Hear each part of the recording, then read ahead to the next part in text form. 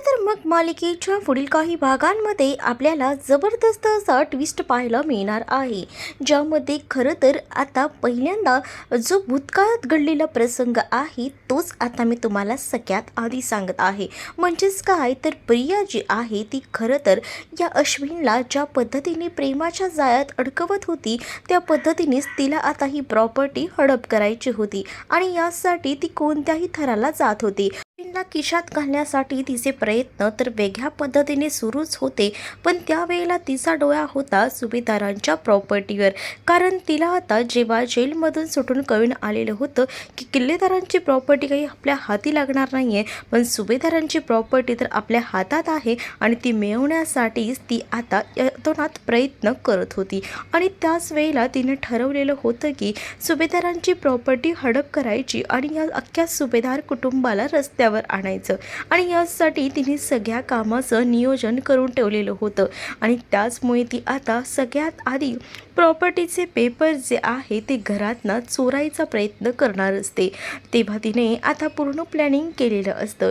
अन्नपूर्णा आजीच्या लॉकरमध्ये हे सगळे पेपर असतात आणि खरं तर प्रॉपर्टी अन्नपूर्णा आजीच्या नावावर असाय होती आणि त्यामुळेच तिने आता ते प्रॉपर्टीचे पेपर एका वकिलाच्या माध्यमातून बनवून घ्यायचं ठरवलेलं होतं. म्हणजेच तिने वकीलही छान तरबेज शोधला होता, जेणेकरून त्या वकिलाने अन्नपूर्णा आजीच्या मृत्यूचा दाखला बनवलाही होता, तो सुद्धा खोटा.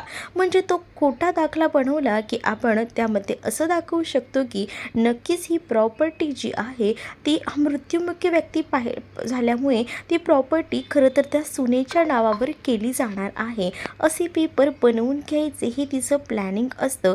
त्यामुळेच तिने आता एका वेळेला ते पेपर चोरलेले होते आणि ते पेपर चोरून थेट ना तिने आता रात्रीतच ते पेपर जे आहेत ते गहाळ करून एका जमिनीमध्ये पुरून ठेवलेले होते.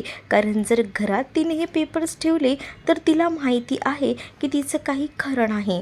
त्यामुळे ते पेपर्स तिने बनवून जे पेपर बनवले होते तिने जमिनीत पुरून ठेवले होते. पण तिने हे जे कृत्य केलं होतं ते कृत्य कृष्णाच्या स्वातीनं पाहिलं होतं. स्वाती म्हणजेच कृष्णाची गाय. तिला सगळं समजायचं आणि तिने हे सगळं पाहिल्यानंतर तिने या सगळ्या गोष्टी कृष्णाला सांगितल्या होत्या आणि कृष्णाला ती त्या जागेवर घेऊन गेली आणि तिने ती जमीन उखडायला सांगितली.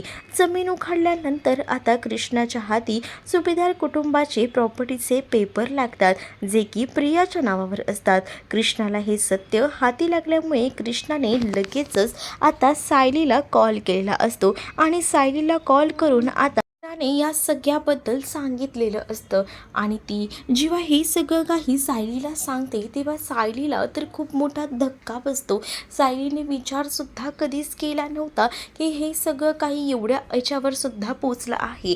तर कृष्णा म्हणत असते की सायले तू काळजी करू नकोस, आता ते पेपर्स माझ्या हातात आहे आणि हे समजना स्वातीमुळे झालेलं आहे, असंही आता म्हटलं जातं. मग आता जी कृष्णा असते तिला मात्र आता सायली म्हणत असते की तू उद्याच घरी ये आणि येताना ते पेपरसुद्धा घेऊन ये. सायलीने कृष्णाला या सगळ्या गोष्टी फोनवरूनच सांगितलेल्या असतात. कृष्णाही म्हणते की हो मी येईनच, उद्याच लगेच हे पेपर्स घेऊन येते. आणि असं बोलून आता सायलीने तर फोन ठेवलेला असतो. पण जेव्हा सायली फोन ठेवते ना तेव्हा मात्र आता या सगळ्याबद्दल विचार करते. म्हणजे एका क्षणाला तिला हेच वाटत असतं की ही प्रॉपर्टी कशी काय उद्ध्वस्त केली आहे, कशी ही प्रॉपर्टी हिने हडप केली, ह्याच गोष्टीचा विचार ना आता सायली करत असते. आणि मग ती आता अर्जुनकडे जाते आणि कृष्णाचा फोन आला होता आणि तिने ज्या ज्या काही गोष्टी सांगितल्या आहेत त्याबद्दल सांगू लागते.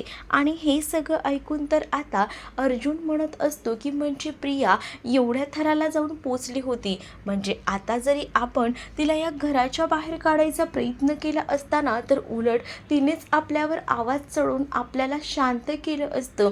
कारण तिच्या हातात ते पेपर बनवलेले होते. जरी ते पेपर खोटे कागदपत्र करून केलेले असले ना तरी सुद्धा.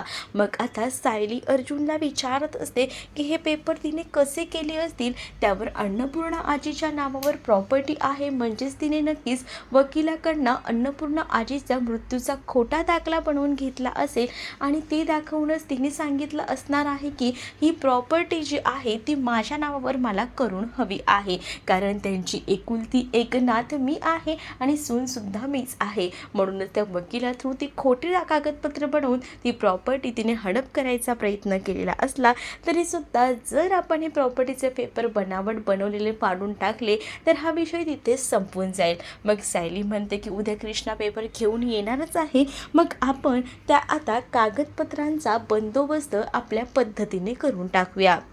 या गोष्टी आता सांगितल्यानंतर सायलीला आता करमत नसतं, कारण सायलीला हेच कळत असतं की प्रियाने किती काय काय उद्योग करून ठेवलेले आहेत ते आणि ती कुठच्या थराला गेलेली आहे, या सगळ्या गोष्टी सायलीच्या नजरेसमोर असतात. दुसऱ्या दिवशी आता कृष्णा आलेली असते आणि सायलीला आता घरातले विचारत असतात की काय झालं आहे सायली, ही तुझी मैत्रीण आज अचानक कशी काय. त्यावर सायली म्हणते की आपलं घर वाचवण्यासाठी ती आली आहे, त्यामुळे आता अस्मिता त्यासोबत कल्पना, प्रताप, अश्विन यांना कळत नसतं की नेमका याचा अर्थ काय, घर वाचवायला आली आहे म्हणजे.